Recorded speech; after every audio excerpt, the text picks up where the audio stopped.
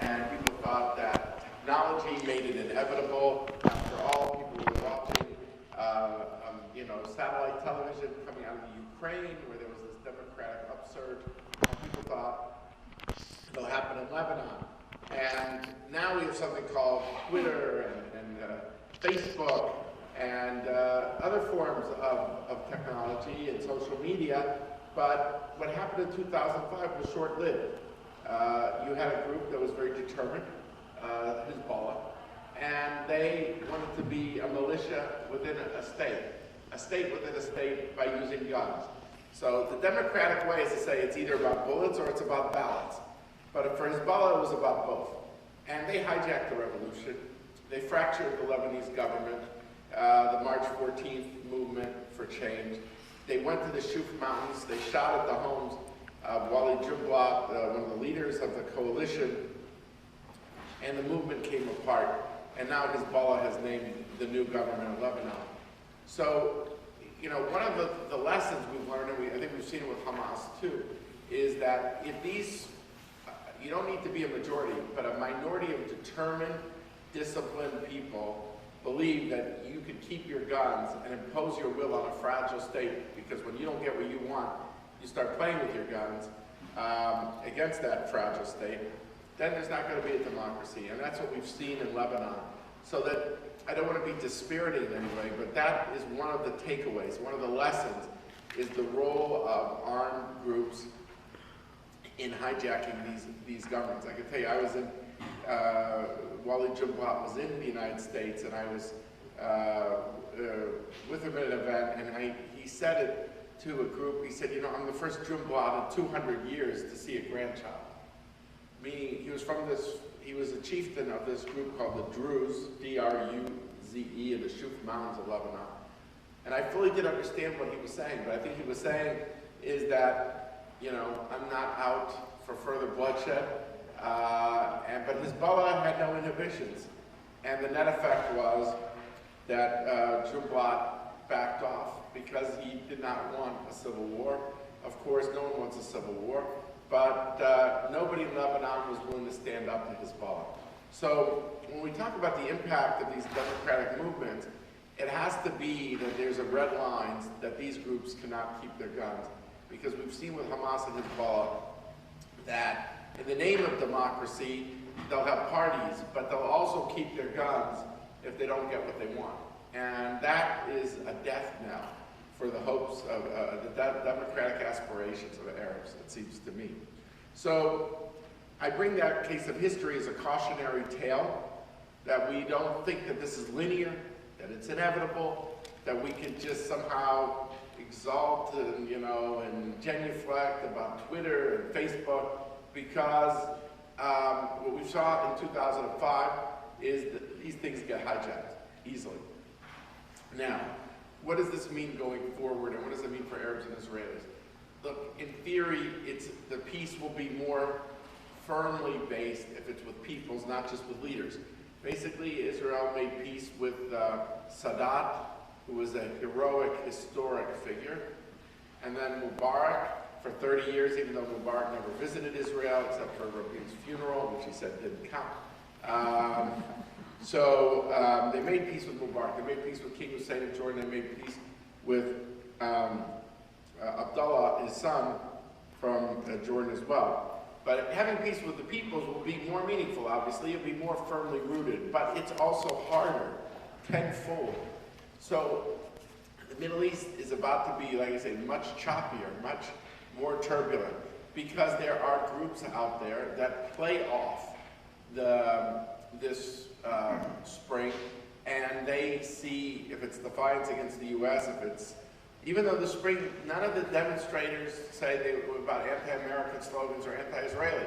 It was about personal empowerment and personal dignity. And again, how can you not be touched by these aspirations?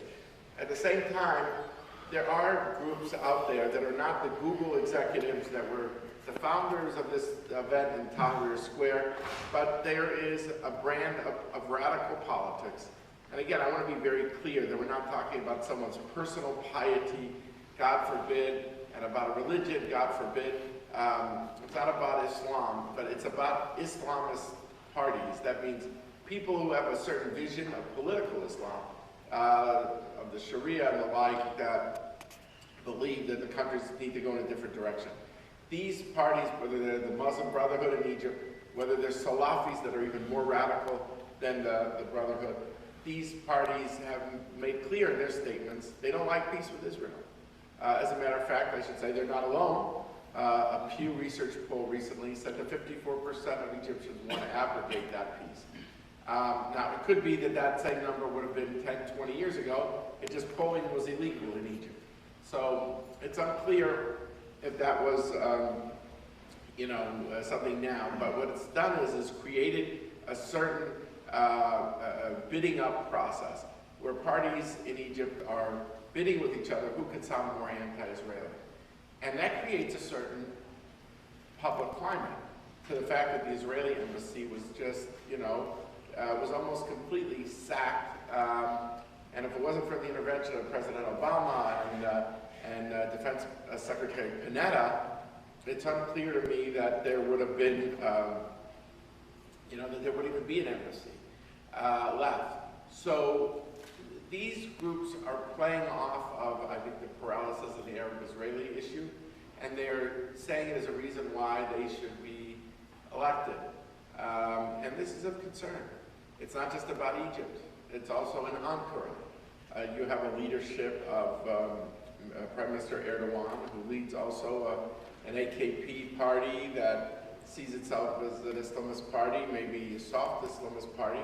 But basically, I'm sorry to say this, I say this with a lot of sadness, that has believed that it could deepen its hold on the Turkish people, again, not Arabs, but in the neighborhood, by saying Israel, things are paralyzed. And by the way, this happened not just with Netanyahu, it really started before Netanyahu. When AKP came to power in 2002, they made sure that they cut the military cooperation with Israel. The golden era was the 90s between the Turks and Israel. The militaries worked very closely together.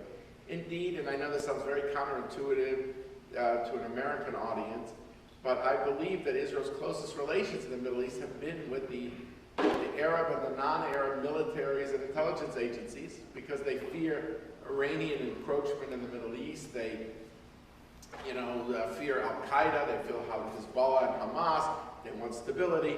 And that Israeli-Turkish relations was the wings were really sliced off by Erdogan. And things have gone downhill ever since. That he walked out on President Paris at Davos at this World Economic Forum and the like. And now there was this issue of a flotilla. I don't want to bore you with all this detail. And it could be that Netanyahu did not handle it as well as he should have.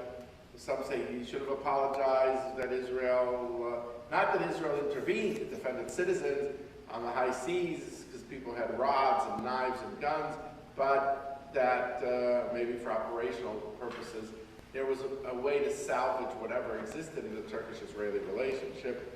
I'm not saying that all the blame is with the Turks, but it's clear that Erdogan is looking for regional leadership in the Arab world, even though he's not an Arab. He sees a lot of old people there.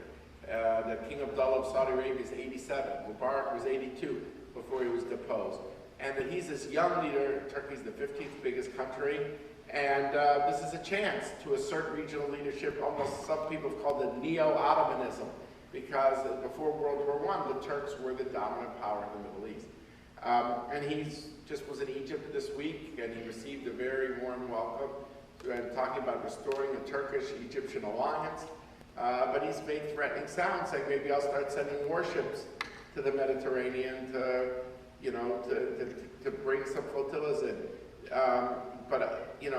I think that this sort of politics is leading these leaders to be more incendiary in their remarks, and I think this is very sad. And we just have to be very much on the lookout for it. So you could say making peace with countries is more solid than making peace with leaders.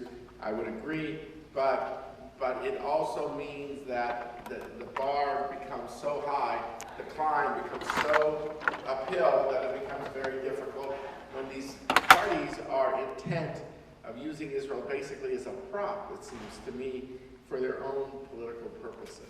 And here, again,